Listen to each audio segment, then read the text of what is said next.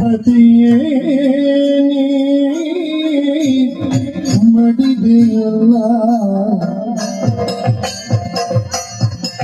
ಈ ಪರಿಗೆಲ್ಲ ಪತಿಯ ಗೌರೇ ನಲ್ಲ ಮಡಿದೆಯಲ್ಲ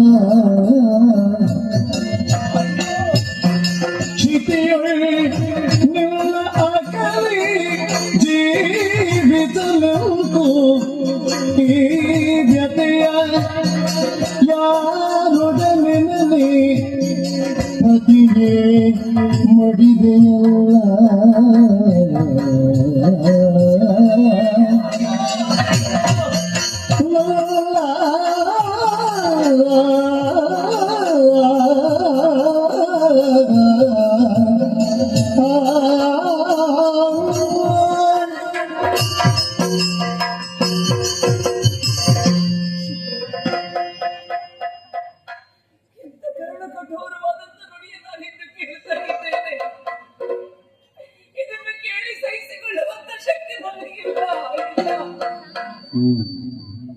ನಿಮ್ಮೆಲ್ಲರ ಆಸೆಯನ್ನು ನೆರವೇರಿಸುತ್ತೇನೆ. ಸ್ವರ್ಗಲೋಕದ ಅಧಿಕಾರಿ ನಾನಾಗ್ತೇನೆ ಎನ್ನುವುದಾಗಿ ಆಶಯವನ್ನು ಹೊತ್ತು ಹೋಗುತ್ತ ನಿಮ್ಮ ಸ್ಥಿತಿ ಹೀಗಾಯಿತೆ ಸ್ವಾಮಿ. ಮಂಗಳದ ಅಂಗಳದಲ್ಲಿ ಇಂಗಳದ ಮಳೆ ಸುರಿದಂತಾಯಿತು ನನ್ನ ಬದುಕು. ಇನ್ನು ಮುತ್ತೈದೆಯಾಗಿ ಸಾಯಬೇಕಂತೆ ಆ ಯೋಗದಿಂದಲೇ ನಾನಿಂದ ವಂಚಿತರಾಗಿದ್ದೇನೆ.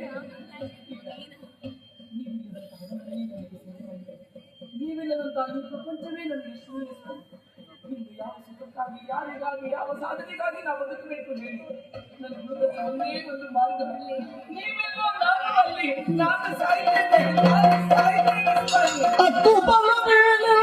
ಸುಮ್ಮನೆ ಸತ್ತವರು ಜೀವಿತರೆ ಸಮರ ಸಮರ್ಥನಾಗಿಗ ತರಳ ಬಗಿಜಾಸುರಗಿ ಹದನಗಳ ಬಿತ್ತರಿಸಿ ಹದನಗಳ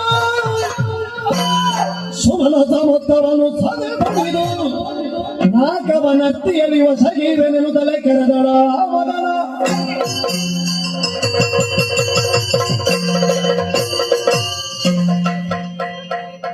ನಾನು ಯಾಕೆ ಸಾಯಬೇಕು? ಸತ್ತವರಿಗಾಗಿ ಅತ್ತರೆ ಅತ್ತವರು ಒಂದಲ್ಲ ಒಂದು ದಿನ ಸಾಯಲೇಬೇಕು. ಸತ್ತು ಈ ಪ್ರಪಂಚದಲ್ಲಿ ಏನನ್ನು ಸಾಗಿಸುವುದಕ್ಕೆ ಸಾಧ್ಯ ಇದೆ? ನಾ ಆಡಬಾರ್ದು, ನಾ ಸಾಯಬಾರ್ದು, ನಾ ಬದುಕಬೇಕು, ನಾ ಬದುಕಿ ಸಾಧಿಸಿ ತೋರಿಸಬೇಕು, ನಾ ಬದುಕಿ ಸಾಧಿಸಿ ತೋರಿಸಬೇಕು. ಹಾಗಾದ್ರೆ ನನ್ನ ಈ ಸ್ಥಿತಿಗೆ ಕಾರಣ ಯಾರು? ಯಾರು? ನನ್ನ ಮುಡಿ ಹೂವನ್ನು ಹರಿದು ನನ್ನ ಮಾತಲ್ಲಿ ಬಂದಿದೆ. ಹಣೆಯ ಕುಂಕುಮವನ್ನೇ ಒರೆಸಿ ಕೈಯ ಕಂಕಣವನ್ನೇ ಸರಿದುಕೊಂಡು ವೈದವ್ಯ ದೀಕ್ಷೆಯನ್ನು ತಂದಿದ್ದೀರಾ? ನನ್ನ ಈ ಹೀನಾಯ ಸ್ಥಿತಿಯನ್ನು ಕಂಡು ನಗುತ್ತೀರಾ? ಇಲ್ಲ, ಇದು ನಿಮ್ಮ ಶಾಶ್ವತ ನಗುವಲ್ಲ, ಇದು ನಿಮ್ಮ ಕೊನೆಯ ನಗು. ನನ್ನ ಮಗನಿದ್ದಾರೆ ದುರಸಮರ್ಥ